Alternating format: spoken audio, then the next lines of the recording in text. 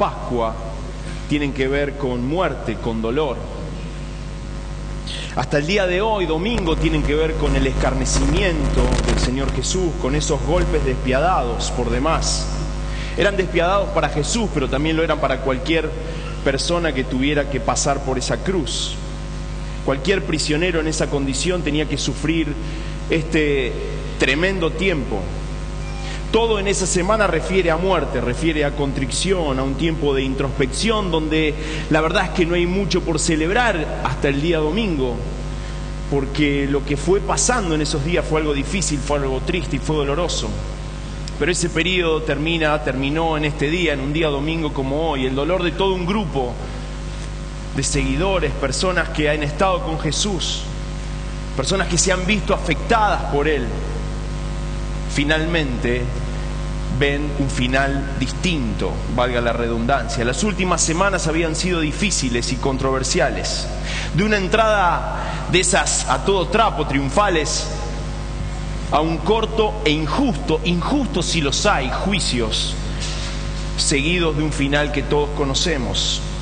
De una cena llena de emociones encontradas, una cena donde estaban juntos, a una necesidad de separación, a una necesidad de salir por el peligro que pudiera acarrear el estar juntos. Noches de traición se vivieron, noches de venta por unas pocas monedas, noches de suicidio. De eso habla también la Pascua. Sensaciones de sentirse convictos sin serlo, verse atrapados como delincuentes, un pueblo alborotado, autoridades religiosas convulsionadas, autoridades imperiales atentas a cualquier revuelta que rompiera con la paz del pequeño pueblo, porque era un pequeño pueblo el que estaba viviendo esta situación. Huestes celestiales atentas a la mirada de quien era castigado y juzgado injustamente, muy atenta a la mirada, a lo que él pudiera hacer o decir, porque cualquier movimiento, cualquier mirada de este que estaba siendo golpeado cambiaría la historia. El padre atento a lo que pasaba y a lo que pasaría en los siguientes momentos, esperando que el hijo siguiera adelante para que el resto de sus hijos volviéramos a él. Todo se da muy rápido, en un breve lapso y casi sin darse cuenta que en pocos días atrás anduvo haciendo el bien, enseñando, sanando y mostrando una nueva manera de vivir. De repente colgaba de un madero como el peor de los delincuentes, solo, herido a golpes, aunque parecía que lo que más le dolía no eran los golpes, sino otras cosas que estaban pasando en términos espirituales. El escenario era funesto, era trágico. Algo estaba por pasar. Todos lo presentían. Aquellos que lo conocían en detalle y aquellos que apenas lo habían visto a Jesús, al que estaba por ahí siendo lastimado y golpeado. Se olía un clima diferente. No era un acto más de esos siniestros actos a los que estaba acostumbrado el pueblo o el imperio romano. Y el centurión, algunos minutos después, mirando la escena, declaró con una certeza pocas veces escuchada: verdaderamente este es el Hijo de Dios, o era el Hijo de Dios. Y finalmente, colgando de esa cruz, muere, pero no muere uno más. De repente todo se oscurece. La tarde es temprana, muy temprana, pero de repente se hace de noche. En medio del pueblo se escucha un crujido. Y quienes están cerca identifican que el ruido viene del templo y se rasga un velo, una tela grandota para nunca más volver a unirse. Un velo que separaba un espacio donde entraban unos pocos, pero ese lugar se abre para no cerrarse nunca más. Y se siente un terremoto, vaya, es un terremoto de verdad, así declara la Biblia, así enseña la Biblia. Hay un terremoto y de repente se empiezan a partir las piedras. Está pasando algo inusual. Está colgando a alguien de un madero que no es común, que no es natural, que no es normal. Y esto es lo que ocurre. La geografía empieza como a volverse diferente. Y tan diferente, cuenta la Biblia, que se empiezan a abrir ciertos sepulcros, ciertas tumbas, y algunos que habían muerto entran a la ciudad. En ese momento, a esa hora, el Hijo de Dios había muerto. Pero lo más maravilloso es este escenario no concluye ahí. Lo más maravilloso es que uno puede describir esta historia y leerla. Usted puede leerla en los últimos 3 o 4 capítulos de cada uno de los evangelios, pero no es lo que a nosotros hoy nos convoca. A nosotros nos convoca otra cosa. Hemos leído y hemos cantado que en este día domingo no nos está convocando la muerte, sino la resurrección de alguien que murió, no porque la muerte lo atrapó, sino porque puso su vida y porque volvió a tomarle. Quiero confesar que no hay cosa más difícil que hablar de la resurrección, no porque sea difícil hablar en sí, sino porque es difícil dejar de hablar de la resurrección. La resurrección es algo que uno podría hablar muchísimo tiempo, pero tiene que tratar de resumir en unos pocos minutos, y es muy difícil hablar de la resurrección en este lugar, en esta iglesia. Repasando, para alguien principiante como yo, que recién empieza a aprender o a compartir la palabra, repasando y tratando de aprender de la resurrección, me encontré con tanta enseñanza dada en por lo menos 23 domingos de resurrección que vengo a la iglesia. Juan Pablo hoy decía que 34 años hace que es pastor y predicó 34 domingos de resurrección. Parece que quiso descansar, pero es muy difícil porque realmente, creo que Juan Pablo los domingos escucha el sermón a la mañana cuando no le toca predicar y después se va enfrente, pero lo sigue por internet. Así que yo les cuento ese detalle. Pero realmente aprovechemos la oportunidad para darle muchas gracias a Dios por Juan Pablo, porque cuando uno que es pequeño en esto empieza a estudiar la Biblia, se da cuenta que Dios lo usó muchísimo para enseñarnos a todos.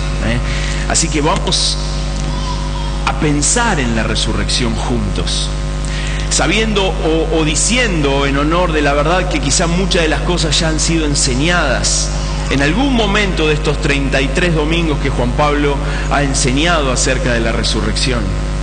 Pero qué hermoso es encontrarnos con que esa descripción siniestra no se quedó ahí. Algunas cosas para decir acerca de la resurrección. La primera que quiero mencionar es que la resurrección conforma la base sobre la que el cristianismo se sostiene. La resurrección no es un hecho más en toda la doctrina o teología cristiana. La resurrección no da lo mismo si está o si no está. No es igual si Jesucristo resucitó o no resucitó.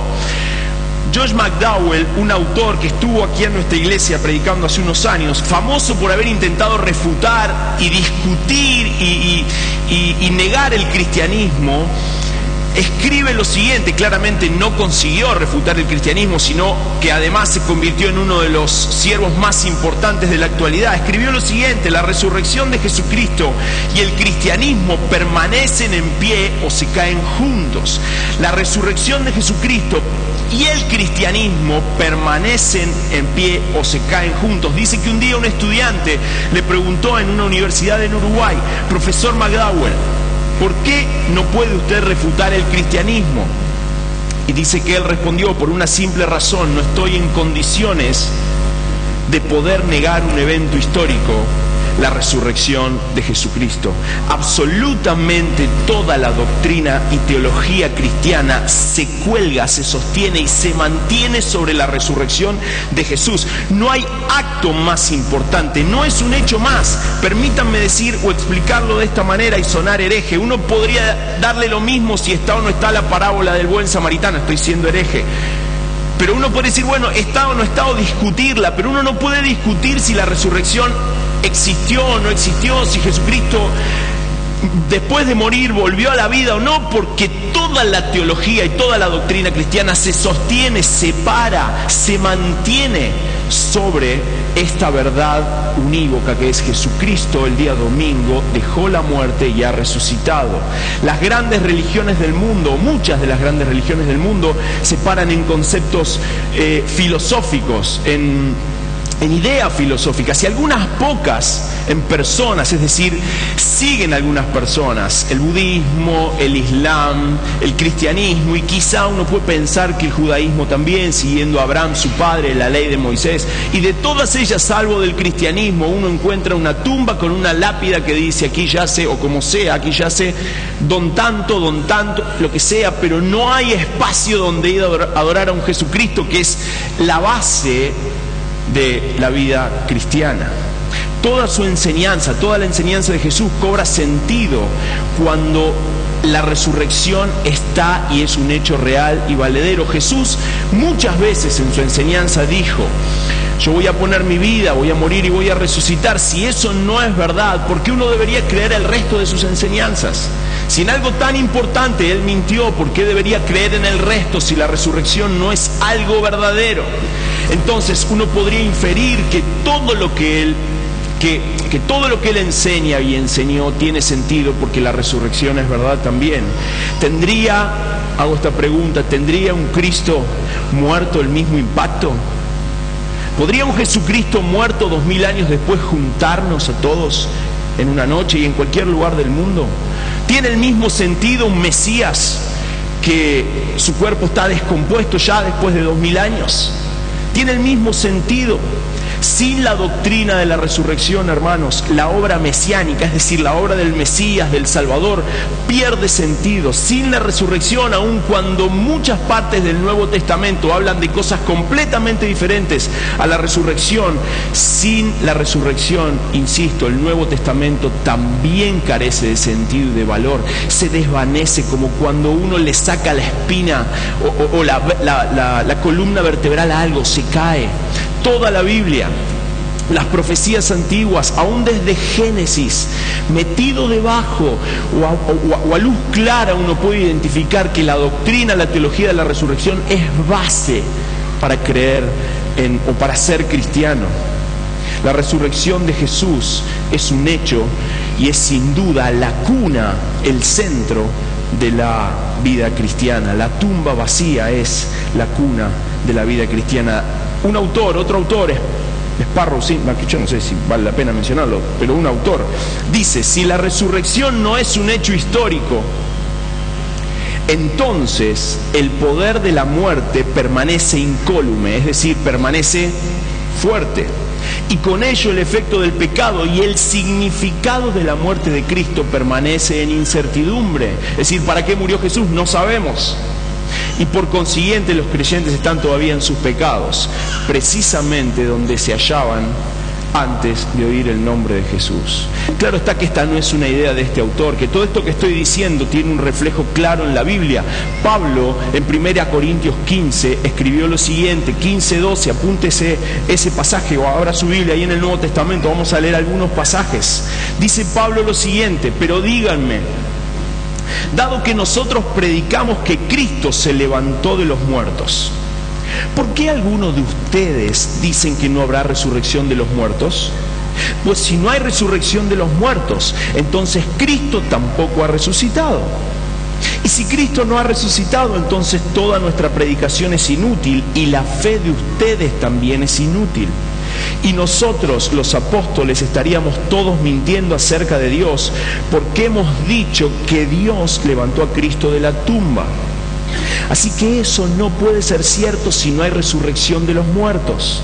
Y si no hay resurrección de los muertos, entonces Cristo no ha resucitado. Y si Cristo no ha resucitado, entonces la fe de ustedes es inútil y todavía son culpables de sus pecados. En ese caso, todos los que murieron creyendo en Cristo están perdidos.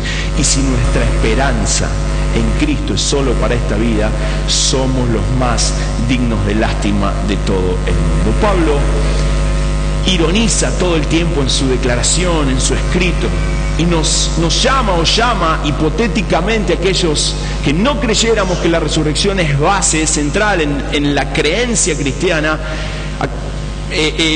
portadores de una fe inútil. gente tonta, gente que no está entendiendo realmente cuál es el centro, porque dice, si Cristo no resucitó, la fe de ustedes no tiene sentido, no tiene base. Así que, hermanos, primer cosa, la resurrección no es un acto más. Uno puede discutir muchísimas cosas, pero para ser cristiano tiene que creer que Jesucristo se levantó de los muertos un día domingo como hoy y está vivo. Amén. Segundo lugar, es importante mencionar que hay suficiente evidencia histórica para sostener que esto de la resurrección ocurrió. El saber que Cristo salió de la tumba es fundamental para la fe y es necesario creerlo. Y es importante entender y estudiar que hay evidencia sólida que ayuda a sostener que se trata de un hecho cierto. La verdad que es larguísimo intentar explicar o dar todas estas razones, pero permítanme solamente decir esto. El hecho de la resurrección, analizado desde cualquier disciplina o desde disciplinas externas a la teología, a la religión y a la espiritualidad, resiste el análisis de veracidad.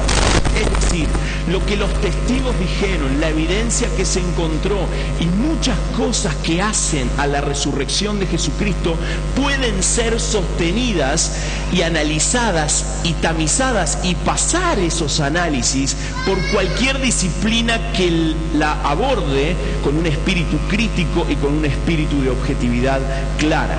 Muchos estudiantes imparciales que examinaron la resurrección de Jesucristo con un espíritu crítico, con esto que estoy diciendo, han sido obligados por el peso de la evidencia a creer en la resurrección como un hecho histórico. Esto no significa que todos terminaran creyendo en Jesucristo como su Señor y Salvador. Hay una gran diferencia entre lo que el intelecto puede absorber y puede aceptar y uno puede probar con evidencia o con otras disciplinas, a incorporar a Jesucristo como su Señor y Salvador a través de creer en su muerte y su resurrección. Así que desde un abordaje intelectual de cualquier disciplina, la resurrección resiste ese análisis. Hay choclo de pruebas y de estudios realizados. Y en tercer lugar, mencionemos también un elemento clave para probar la resurrección, y es, entre muchos, hay muchísimos, pero uno clave del cual hablamos todo el tiempo y nos encanta mostrar o mencionar, y es la tumba vacía. El hecho de que la tumba se encontrara vacía no es algo insignificante o menor. Es decir, si la tumba está vacía y hubo un muerto y la tumba está vacía, no hay muerto, no hay cuerpo muerto, y si no hay cuerpo muerto empiezan a aparecer unas cuantas teorías acerca de dónde está ese cuerpo.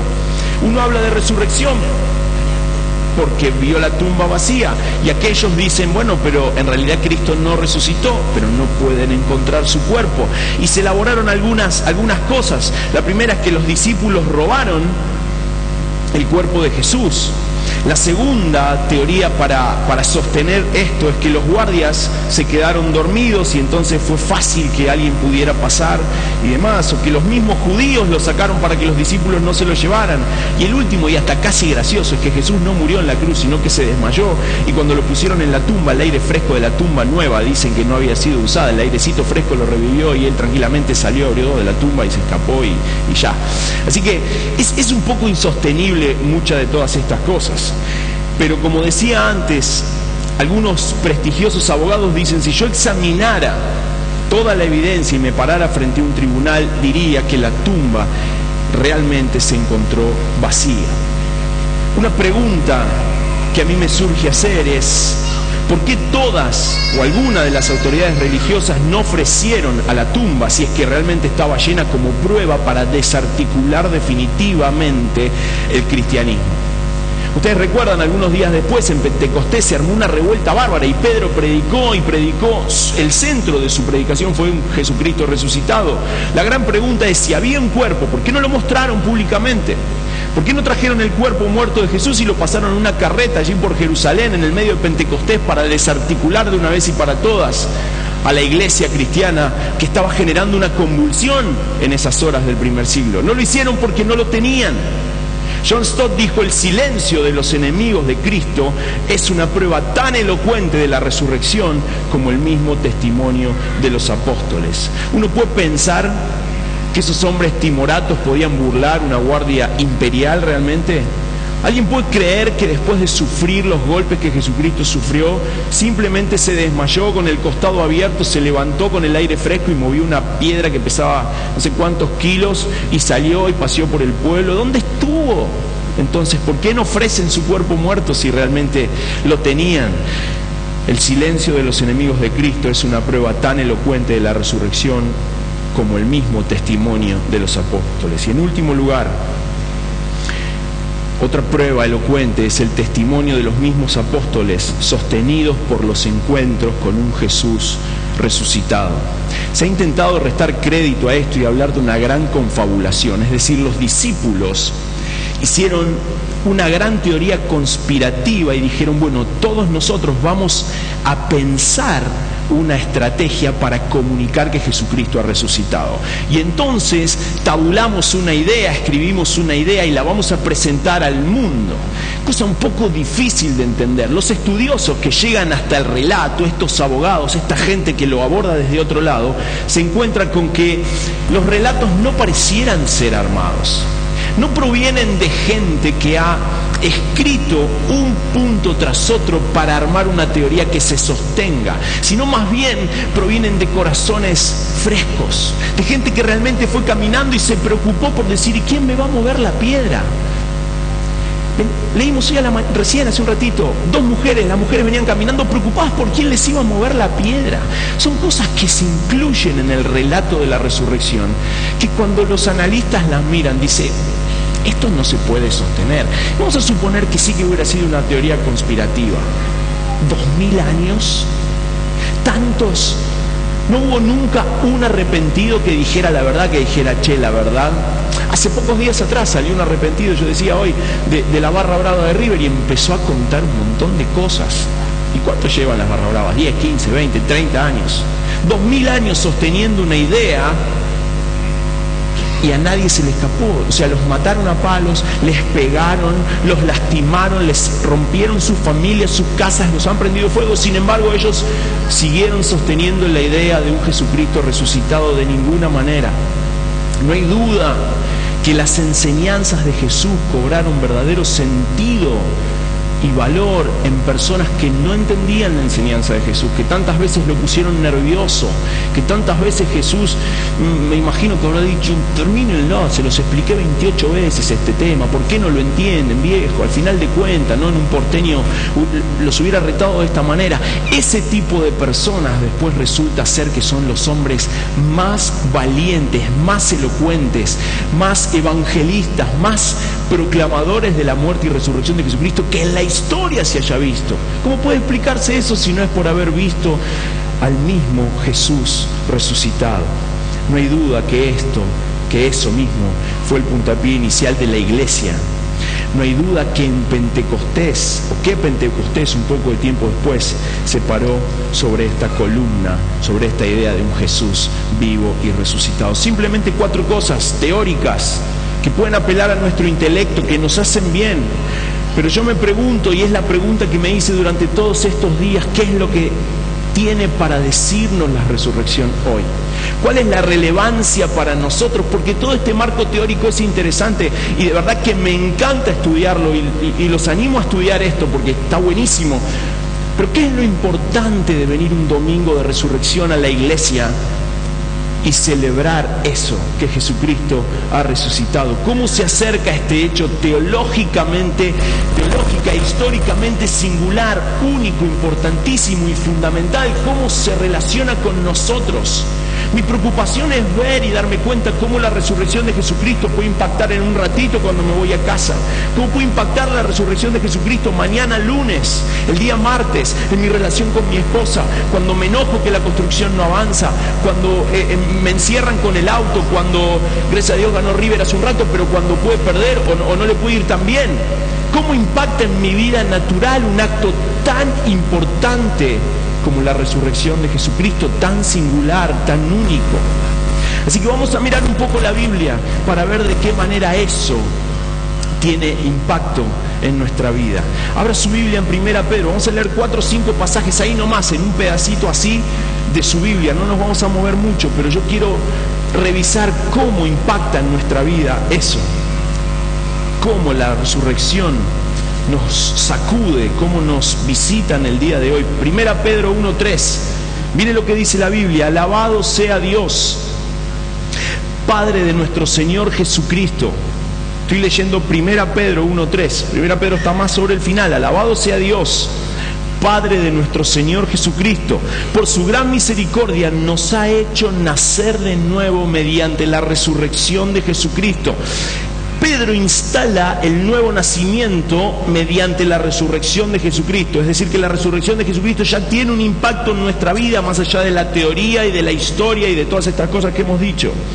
¿Para qué? Para que tengamos una esperanza viva y recibamos una herencia indestructible, incontaminada, inmarchitable. Tal herencia está reservada en el cielo para ustedes. Nacer de nuevo, esperanza, herencia, algunas palabras que brotan de ahí. Vamos a Colosenses capítulo 2, algunas hojas a su izquierda. Capítulo 2 y el versículo 11 dice esto: cuando ustedes llegaron a Cristo, ahora es Pablo el que habla, cuando ustedes llegaron a Cristo fueron circuncidados, pero no mediante un procedimiento corporal. Cristo llevó a cabo una circuncisión espiritual, es decir, les quitó la naturaleza pecaminosa. Hace un paralelo Pablo, simplemente y en 2 palabras explico esto, hace un paralelo entre un acto religioso hebreo y algo que él quiere enseñar. Él está diciendo hay algo mucho más profundo que un acto corpóreo, que era la circuncisión. Pues, versículo 12, ustedes fueron, escuche bien, sepultados con Cristo cuando se bautizaron y con Él también fueron resucitados para vivir una vida nueva, debido a que confiaron en el gran poder de Dios, quien levantó a Cristo de los muertos. Es decir, que lo resucitó. Y ustedes estaban muertos a causa de sus pecados, y porque aún no les habían quitado, la naturaleza pecaminosa. Entonces Dios les dio vida con Cristo al perdonar nuestros pecados. Él anuló mediante la resurrección, esta es la idea, el acta con los cargos que había contra nosotros y la eliminó clavándola en la cruz. Perdón, no hay más condena. Efesios 1:19, nuevamente Pablo, 1:18, para entender la idea: pido también que les sean iluminados los ojos del corazón, para que sepan a qué esperanza Él los ha llamado y cuál es la riqueza de su gloriosa herencia entre los santos. Y acá viene esta declaración maravillosa de Pablo: y cuán incomparable es la grandeza de su poder a favor de los que creemos. Dice, hay un gran poder, grandioso, maravilloso a favor de los que creemos. Y ese poder es la fuerza grandiosa y eficaz que Dios ejerció cuando lo resucitó a Cristo de entre los muertos y lo sentó a la derecha en los lugares celestiales. Pablo está diciendo, hermanos, hay un poder actuando en favor de aquellos que creemos en Jesús, y es el mismo poder de la resurrección. La resurrección tuvo una manifestación terrible de poder, y ese poder está disponible. Poder. Filipenses 3:10. Quiero conocer a Cristo, dice Pablo, y experimentar una vez más el gran poder que lo levantó de los muertos. Sigue con su idea. Y quiero sufrir con Él y participar de su muerte, para poder experimentar de una u otra manera la resurrección de los muertos. Pablo está usando un verbo acá que es diferente quizá a todos los demás. Dice, quiero experimentar. Está muy lindo poder discutir acerca de la veracidad de la resurrección. Está buenísimo incorporar conocimiento intelectual, pero lo que a Pablo le importa es poder experimentar, es decir, llevar a nuestra vida práctica. Cuando Pablo dice experimentar, está diciendo, quiero vivir, necesito caminar de acuerdo a ese poder que levantó a Jesucristo de la tumba. Efesios 2:1-10, el más largo pero maravilloso y el que termina de cerrar la idea. Dice el versículo 2: antes ustedes estaban muertos a causa de su desobediencia y sus muchos pecados, vivían en pecado igual que el resto de la gente, obedeciendo al diablo. Voy al 3. Todos vivíamos así en el pasado, siguiendo los deseos de nuestras pasiones y la inclinación de nuestra naturaleza pecaminosa. Sigo en el 4. Pero Dios, que es tan rico en misericordia y nos amó tanto que a pesar de que estábamos muertos a causa de nuestros pecados, nos dio vida. ¿Cuándo? Levantó a Jesucristo de los muertos. ¿Cuándo qué? Cuando lo resucitó. Versículo 6. Pues nos levantó de los muertos junto con Cristo y nos sentó con Él en los lugares celestiales, porque estábamos unidos a Cristo Jesús. Versículo 8. Dios los salvó por su gracia cuando creyeron. Ustedes no tienen ningún mérito. Es un regalo de Dios. La salvación no es un premio por las buenas cosas que hayamos hecho, así que ninguno de nosotros puede jactarse. Y versículo 10. Pues somos la obra maestra de Dios. Él nos creó de nuevo en Cristo Jesús a fin de que hagamos las cosas buenas que preparó para nosotros tiempo atrás. Buenas obras, vida práctica, buenísimo el intelecto, pero el Señor está animándonos a experimentar su poder, a caminar. Nos está diciendo que hoy la resurrección todavía tiene cosas para decirnos. Y por último, Colosenses 3:3, ya que han sido resucitados a una nueva vida con Cristo, pongan la mira en las verdades del cielo, donde Cristo está sentado en el lugar de honor a la derecha de Dios. Piensen en las cosas del cielo, no en las de la tierra, pues ustedes han muerto a esta vida y su verdadera vida está escondida en Cristo. La resurrección, un hecho real, un hecho que puede comprobarse, un hecho que está marcado en la historia, un hecho que puede sostenerse, un hecho que además uno puede recibir y aceptar por fe. La resurrección no es solamente algo que pasó hace 2000 años o cuanto sea, sino es algo que hoy, 5 de abril del año 2015, en este domingo de resurrección, quiere y necesita decirnos algunas cosas para nuestra vida diaria. La resurrección no es un hecho para mirarlo y observarlo simplemente de lejos y decir, buenísimo, Jesucristo ha resucitado, verdaderamente ha resucitado un domingo de Pascua, sino que la resurrección quiere, necesita a gritos decirnos algunas cosas y nos habla de que hay fin de la condena. Esto dice Colosenses. Los pasajes que leímos nos están diciendo estas cosas de la resurrección y tienen que ver con nosotros, tienen que ver con nuestra vida práctica, no tienen que ver con sostener ante ningún tribunal si la piedra se movió o no se movió, tienen que ver con vos y conmigo, tienen que ver con nuestros dolores, tienen que ver con nuestro pesar, tienen que ver con nuestro andar, tienen que ver con nuestra alegría, tienen que ver con nuestras frustraciones. Hoy la resurrección todavía a gritos enseña, dice algunas cosas y esas cosas están esperando que nosotros las tengamos, nos las apropiemos. La resurrección hoy nos dice que hay fin de la condena. Yo no sé qué es lo que te está o me está condenando. Yo no sé qué es aquella cosa del pasado, algo que hiciste, que te hicieron, algo que te atormenta, que viene todo el tiempo, pero la resurrección hoy se para firme y grita, hay fin de la condena, no hay más nada. Eso es la resurrección, ese es el domingo de resurrección y esa verdad no tiene impacto en el día domingo de Pascua solamente o en el día domingo de resurrección. Es una verdad, hermanos, que tiene impacto en cada segundo de nuestra vida. Hay fin de la condena. Jesucristo vive y con su vida nos dio el fin de la condena. Otra cosa que la resurrección dice, Philip Yancey desarrolla este concepto en El Jesús que nunca conocí. Lean ese libro, es espectacular. A ver si me sale de una, Fin de la irreversibilidad. Es re difícil la palabra. Fin de la irreversibilidad. Es decir, que nada es irreversible. Ni siquiera la muerte es irreversible, es decir, nada tiene fin. Se acabó después de la resurrección de Jesucristo el hecho de que las cosas tienen un final y uno tiene que resignarse a ese final, porque aún la muerte, aún una enfermedad, aún una tragedia no es el fin. En realidad sí es el fin de la muerte. La resurrección lo que declara es, hoy, cuando Jesucristo ha vuelto a la vida, la muerte ha terminado, la muerte no tiene más dominio, así que no hay nada que no sea irreversible, porque aún la muerte nos ha enseñado Pedro, aún la muerte no es el fin de nada, hay una herencia para nosotros, hay algo más que nos está esperando. Volveremos a vivir, otra de las cosas que a gritos nos enseña la resurrección.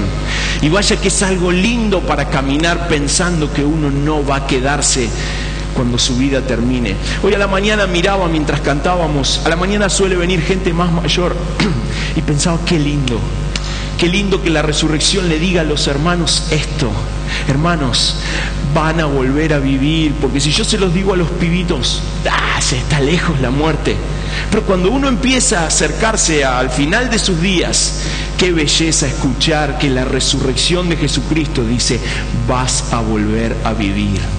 Vas a tener un cuerpo nuevo, vas a tener un nuevo carácter, vas a tener una nueva casa, vas a tener un nuevo lugar y una herencia enorme que Jesús tiene para vos. En cuarto lugar, o en orden que sea, la resurrección a gritos te dice y me dice que podemos empezar de nuevo, que hay nuevas oportunidades, que hay esperanza, que hay hojas en blanco. Lo vimos en el videíto ese tan bien armado, que hay nuevos comienzos, que no hay por qué terminar en una realidad, sino que el Señor da nuevas oportunidades. Hoy la resurrección te sigue gritando y sigue diciéndonos que la culpa se convierte en perdón.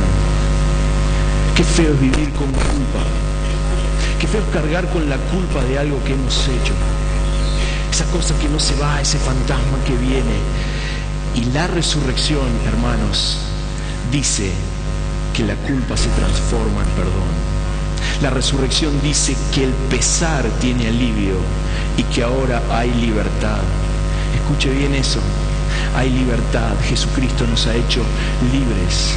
La resurrección dice que la desilusión tiene esperanza. La resurrección, así se dice, lo dije tantas veces que la locura haya paz. Que esta locura en la que vivimos haya paz, esa paz de la que hoy Juan Pablo nos habló en el momento de la cena. La resurrección sigue gritando que el dolor tiene una palabra maravillosa y dulce cuando el dolor es inmanejable, que se llama consuelo. El dolor tiene consuelo y eso es lo que la resurrección proveyó, así se dice mejor. Eso es lo que la resurrección provee. La resurrección grita que la vida tiene un propósito, llena de buenas obras, alejadas del dolor del pecado.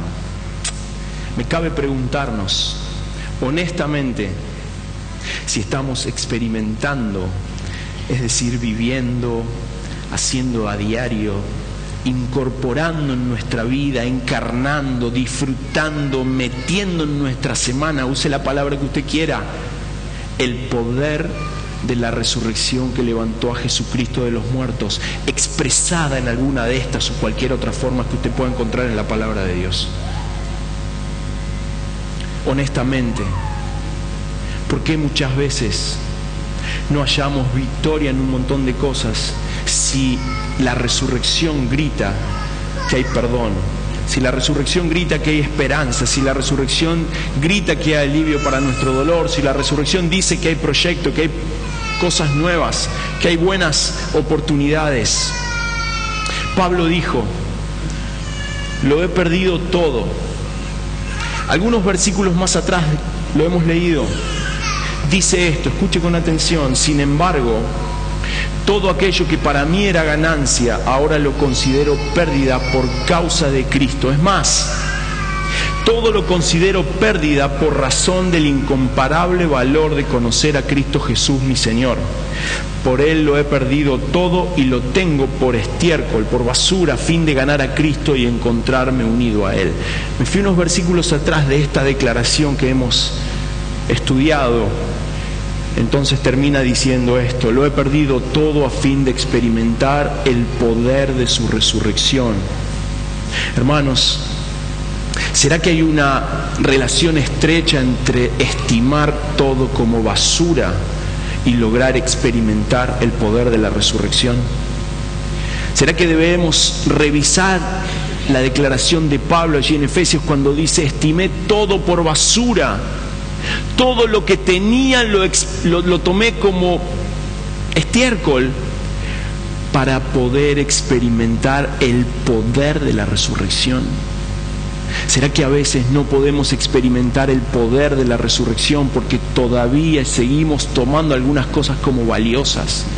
Porque no hemos nacido de nuevo, porque hemos venido a la iglesia durante años, pero el poder de la resurrección no se manifiesta porque no estamos en condiciones de declarar lo que declara Pablo: tomo o he tomado todo por basura, todo por estiércol.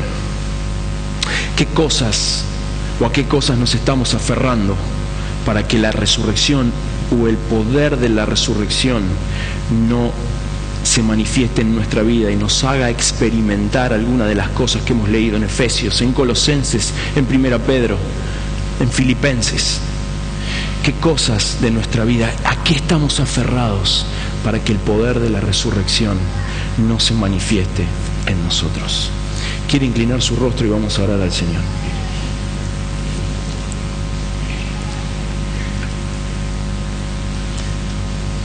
Quizá alguien vino a la iglesia hoy porque es el domingo de resurrección por primera vez, y a mí me gustaría darle la oportunidad de que piense en estas cosas. Me gustaría decirte a vos que venís a la iglesia por primera vez, que nunca escuchaste algo así o que lo escuchaste, no, darte la oportunidad de que consideres que Jesús no resucitó para transformarse en un hecho histórico relevante en la historia de la humanidad, sino que Jesucristo resucitó para que vos puedas experimentar el poder de su resurrección en tu vida, en forma de perdón, en forma de esperanza, en forma de alivio, en forma de libertad, en forma de paz, en forma de consuelo, en forma de basta de condena. Por favor, si en esta noche viniste por primera vez y querés decirle que sí a Jesús o decirle que sí a la resurrección, no pierdas la oportunidad. Quiero dar esa oportunidad. Y si alguien lo quiere hacer, después le dice al que tiene al lado: yo quiero o quise hacer esto. Y hermanos, algunos de nosotros venimos de hace mucho tiempo a la iglesia. Y también quiero invitarnos a poder buscar el experimentar el poder de la resurrección en nuestra vida. Yo no sé si sentís condena, no sé si sentís dolor, no sé si el pasado te agobia, no sé si sentís falta de perdón, no sé si tenés inconstancia, no sé si peleas con un pecado, no sé si peleas con un vicio, no sé cuál es tu dolor, no sé. Pero yo estoy seguro que este domingo de resurrección y que la resurrección quiere decirte que su poder está disponible para vos en esta forma, de esta manera. Que no sea un domingo de resurrección más. No hay que hacer nada extraño, porque lo más poderoso se produce mañana. Lo más poderoso no se va a producir en el culto. Lo más poderoso no se va a producir ahora. Lo más poderoso se va a producir mañana lunes, cuando el Espíritu Santo venga y te hable y ese poder se manifiesta en tu vida. Hoy a la mañana me vino a la mente una canción durante toda la reunión. Vieja, yo no soy de esa época, pero no pude sacarme de la cabeza esa canción y la cantamos. Tal como soy, sin más decir que a otro yo no puedo ir. Y me gustaría que la podamos susurrar. La toca Juan Pablo porque no hay otro que la sepa, me parece.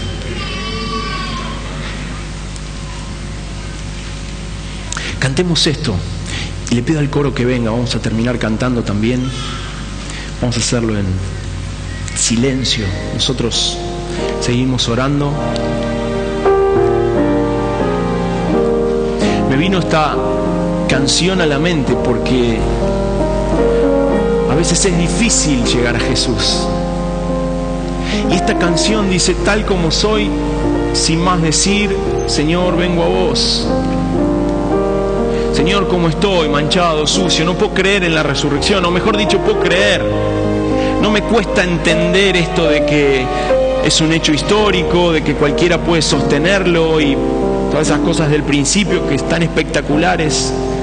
Pero la verdad, Señor, tengo que confesarte que me cuesta experimentar el poder de la resurrección en mi vida el lunes. No siento consuelo, no siento que el dolor se acabe, no siento que en mi vida haya esperanza, no siento que en mi vida haya constancia. Siento que me invade la duda, siento que tengo rencor. Necesito perdonar, necesito ser sanado. Y me encanta lo que dice la letra de esta canción en su dulzura. Quizá con un lenguaje un poco más antiguo que el que usamos hoy, más poético, pero podemos cantarlo también en este domingo de resurrección para ir a Jesús. A ver, un cantante. Dice, ¿tenemos la letra?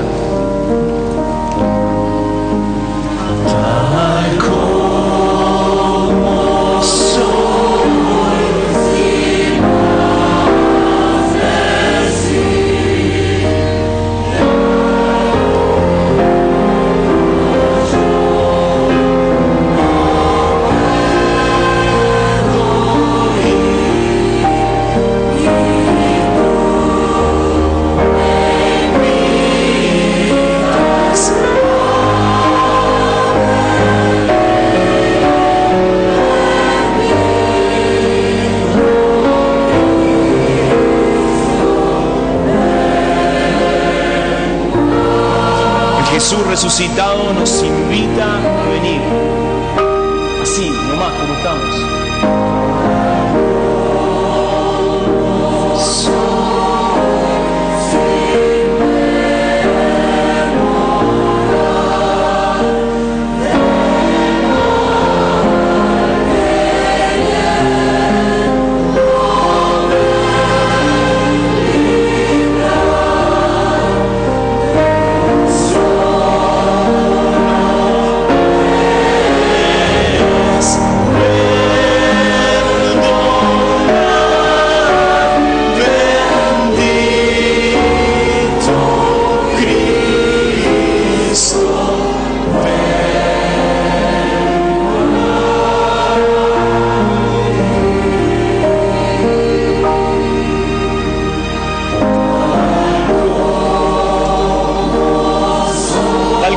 Hermano, la resurrección proclama invitación. Como estés, para que puedas experimentar el poder de la resurrección en tu vida.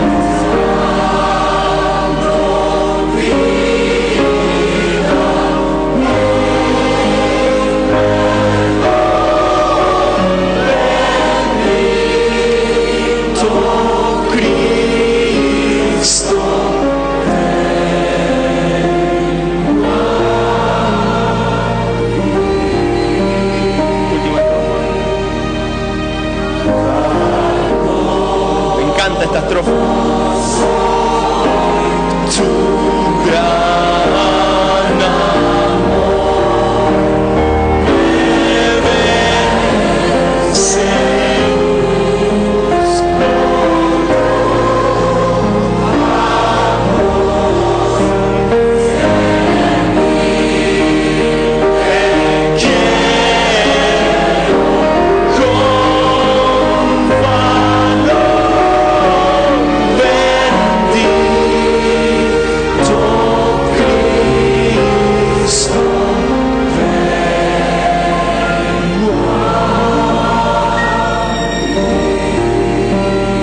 Señor del cielo resucitado, que la muerte no te pudo contener, que ni siquiera te pudo atrapar, que ofreciste tu vida y la volviste a tomar. Señor del cielo, aquí estamos.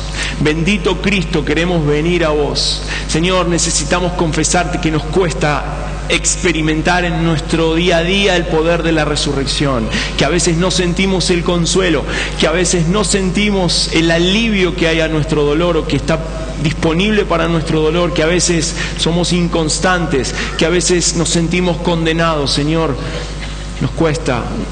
Necesitamos confesarte que nos cuesta y necesitamos pedirte, Señor, y por eso es que venimos a vos.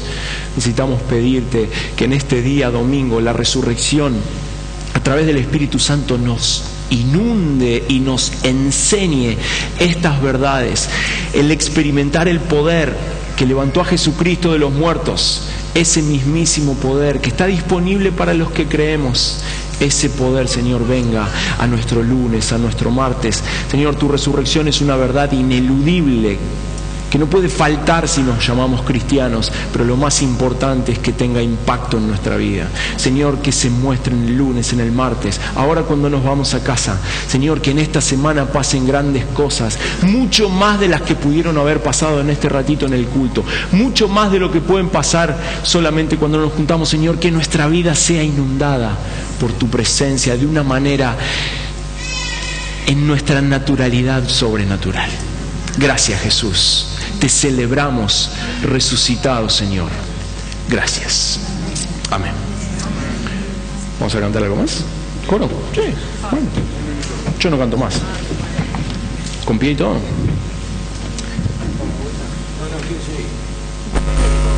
Esto es improvisación pura ahora, ¿eh? Perdón. Sí, no, tenía miedo de lastimarme. Dos cosas vamos a hacer. Vamos a cantar Cristo ha resucitado. Y la segunda cosa que vamos a hacer es no saludarnos felices Pascuas. ¿Qué quiere decir eso? Tiene que ver con el huevito de Pascua posiblemente. Los cristianos nos saludamos de una manera diferente. Respondiendo al mensaje de esta noche de Diego, vamos a saludarnos así: que el poder de la resurrección se manifieste en tu vida. A ver, repitamos todos juntos: que el poder de la resurrección se manifieste en tu vida. Pero cuando terminó el culto vinieron, es muy largo. Entonces vamos a decir que el poder en tu vida. Más chico no lo podemos hacer. A ver, poder en tu vida. Y si alguien te pregunta qué quiere decir, que el poder de la resurrección se manifieste en tu vida. ¿Estamos de acuerdo? Nos ponemos de pie.